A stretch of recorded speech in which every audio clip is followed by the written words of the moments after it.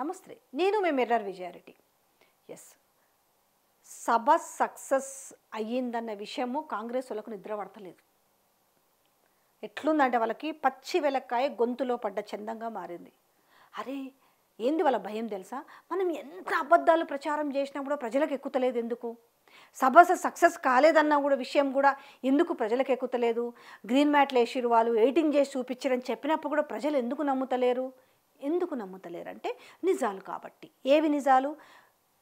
లక్షల కొద్దీ, అంటే ఒక కుంభమేళం తలపించే విధంగా, ఒక సునామీలా ఒక ప్రవాహంలో వచ్చిరు ప్రజలు. సాక్షాత్తు చూసిరు కదా. మీరు ఎన్ని అబద్ధాలు చెప్తే ఏం లాభమో? నేను చెప్తున్నా కదా, ప్రత్యక్షంగా పరోక్షంగా ఒక 30 లక్షల మంది ఇంపాక్ట్ అయ్యారు అక్కడే.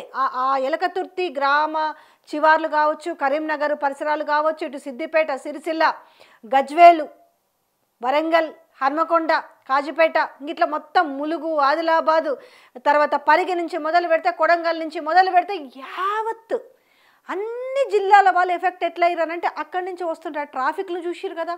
అరే ఇంతమంది పోతుర్రంటే ఏంది సభకు? అసలు నచ్చనోడు కూడా. ఇంకొక విషయం చెప్పాలా, నిన్న కాంగ్రెస్ను అభిమానించే వాళ్ళు, కాంగ్రెస్ కార్యకర్తలు కూడా స్వచ్ఛందంగా వచ్చిర్రు. ఏం చెప్తాడో చూద్దాము. అరే మనము కాంగ్రెస్ పార్టీని నమ్ముకొని ఉంటే ఏం జరిగింది? మనకు అవమానమే మిగిలింది. అరే మనం కూడా పోదాం ఈ పెద్ద అయిన సభకని వచ్చిన వాళ్ళు ఉన్నారు ఈ సభలో. ఇగో ఇలా కనపడుతున్నారు చూసినావా? ఇసుకేస్తే రాలినంత జనంలో కాంగ్రెస్లు కూడా ఉన్నారు. ఇక ముఖ్యంగా కాంగ్రెస్ లీడర్లు మొత్తం కూడా టీవీలకు అతుక్కుపోయి కూర్చున్నారట.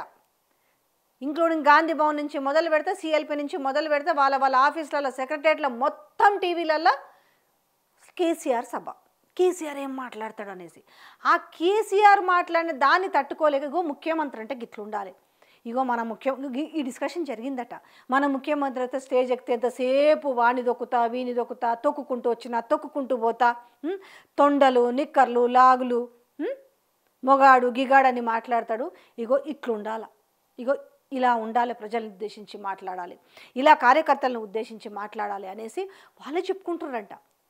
అందుకే ఈరోజు ఉన్న ముఖ్యమంత్రికి ఎవరు కూడా ముఖ్యమంత్రి పేరు తెలవడానికి కూడా ఇష్టపడతలేరు. అందుకే ఆ డిగ్నిటీ లేదు కాబట్టి ఆనాడున్న తెలంగాణ తొలి ముఖ్యమంత్రి కనీసం ఈ సభలో రేవంత్ రెడ్డి పేరును కూడా ఉచ్చరించలేకపోయాడు అనేసి. ఇక మీకు కొంతమంది ఎవరికి వారు జబ్బలు జరుచుకునే వాళ్ళేమో కనీసం రేవంత్ రెడ్డి పేరు తలుచుకోవడానికి, లేదంటే మాట్లాడే అంత పేరు ఉచ్చరించే ధైర్యం కూడా లేదని మాట్లాడుతున్నారు.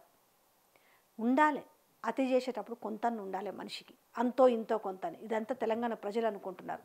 నిన్న ఓవరాల్గా 30-40 లక్షల మంది, నేను చెప్పినా కదా, ఈ సభకు ఆ రోడ్లో ఉన్న, ఆ రోడ్డెమ్మటి ఉన్న ఊర్లలో ప్రజలు కావచ్చు, సభకు వస్తున్న వాళ్ళు కావచ్చు, లిటరల్లీగా 10 లక్షల మంది కాదు, 15 లక్షల పైగా జనాలు వచ్చారు. ఆ జనాలందరూ ఎట్లున్నారు? 25-30 కిలోమీటర్ల దగ్గర నుంచి వేల కొద్ది వాహనాలు ట్రాఫిక్ జామ్లో ఇరుక్కుపోయినారు. ఆ ట్రాఫిక్ జామ్లో ఇరుక్కుపోయిన వారికి చాలామందికి తెలుసు. ఈరోజు ప్రతి సాక్ష్యం ఉంటుంది కదా. ఇంటెలిజెన్స్ రిపోర్టే 3.5 లక్షలు ఇచ్చిందని చెప్తుంటే, ఇక్కడ మీకు కనిపిస్తున్న వాళ్ళు మాత్రమే ఇది. వెనకాల ఎంతమంది? రెండోది ఒక 2 గ్యాలరీస్ గురించి మాట్లాడుతారు. ఎవరైనా మీకు బుర్ర ఉండదు, ఎవరైనా కూడా ఆ వ్యక్తిని చూడాలనేసి అందరూ తోసుకుంటూ ముందుకే వస్తారు. దానికి ఎగ్జాంపుల్ ఏంటంటే, 1 గంట నుంచే ముందు గ్యాలరీలో కూర్చొని ఉంటారు. ఎందుకు తెలుసా? ఆ గ్యాలరీ పోతే మళ్ళీ మేము ఆయన చూడలేమనేసి, ఎండ ఉన్నప్పటికి కూడా. లాస్ట్ గ్యాలరీలో ఎందుకు ఉండరు అంటే, ఆ వ్యక్తిని దగ్గర నుంచి చూడాలనుకుని మొత్తం ఆల్మోస్ట్ రీచ్ అయిన వాళ్ళు మొత్తం అటు సైడ్లకు ఇటు ముందు ప్యాక్ అయ్యి నెట్టుకుంటూ తోసుకుంటూ ఒక రకంగా కొట్టుకునే పరిస్థితికి వచ్చింది. నేను ముందంటే తోసుకునే పరిస్థితి ఉంది. ఇదంతా కూడా జీర్ణించుకోలేక ఈరోజు స్పీచ్ బాగాలేదు, స్పీచ్లో సత్తా లేదు. స్పీచ్లో సత్తా అంటే ఏం కావాలి? జబ్బలు జరుచుకొని, భుజాలు కట్టి, షర్ట్లు చింపుకొని బూతులు మాట్లాడితే స్పీచ్లో దమ్మున్నట్ట?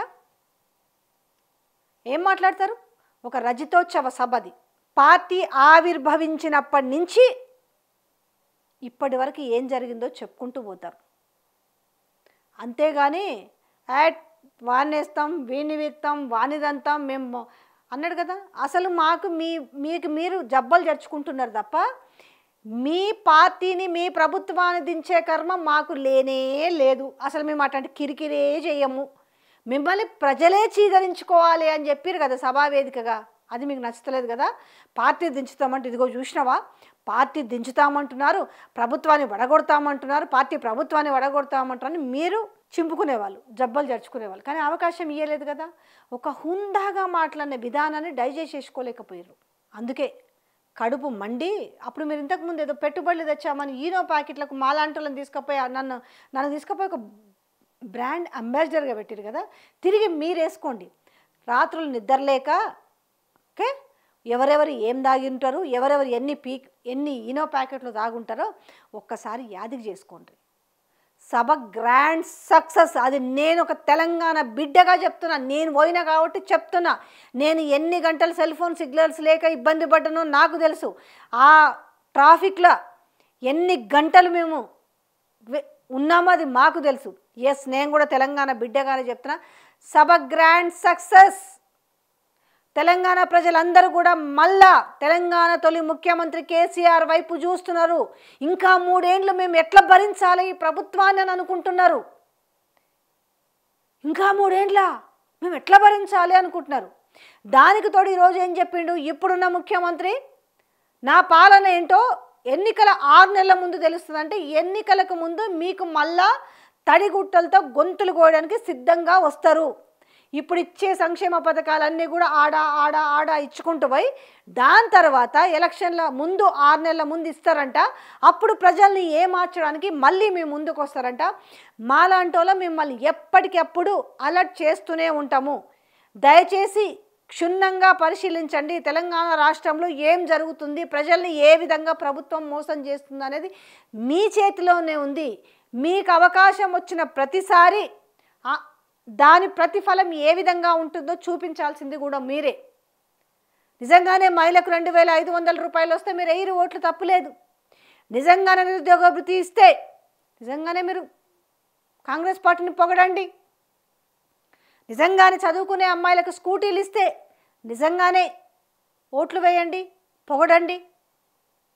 లేదు, తులం బంగారం ఇస్తే నిజంగానే జెన్యున్గా పొగడండి. విద్యార్థులకు ఏదో 5 లక్షల భరోసా కార్డు ఇచ్చారు కదా, ఇస్తే నిజంగానే పొగడండి. 2 లక్షల రుణమాఫీ ప్రతి ఒక్కరికైతే నిజంగానే పొగడండి. 500 రూపాయల గ్యాస్ ప్రతి ఒక్కరికి వస్తే నిజంగానే, ఫ్రీ బస్సు వల్ల అందరూ ఆనందంగా ఉంటే నిజంగానే పొగడండి. ఇట్లా ఒక్కటి కాదు, చాంతాడంత లిస్ట్ ఉంది. సో అప్రమత్తంగా ఉండాల్సింది తెలంగాణ ప్రజలే. వీళ్ళ జీవితం అంతా ఇంకా 3 ఏళ్ళు కూడా అబద్ధాల ప్రచారంలోనే బతుకుతారు. ఒకవేళ మాలాంటోళ్ళు నిజాలు చెప్పే ప్రయత్నం చెప్తే కేసులు పెడతారు. కానీ ఆ కేసులకి ఈ అబద్ధాలకి మనము ఎక్కడ జంకొద్దు. మేమైతే ఎట్లాగూ భయపడము, నిజాన్ని నిర్భయంగా చెప్పుకుంటూనే ముందుకు పోతాము. ఇక కొన్ని ఛానల్స్లో లేకపోతే కొన్ని ప్రభుత్వానికి బాగా ఊదే ఛానళ్ళు ఉన్నాయి కదా, దాంట్లో ఏం చెప్తారో మీరు దాన్ని కూడా ఏది నిజమో ఏది అబద్ధమో తెలుసుకొని మసులుకోవాల్సినంత అవసరం వచ్చింది.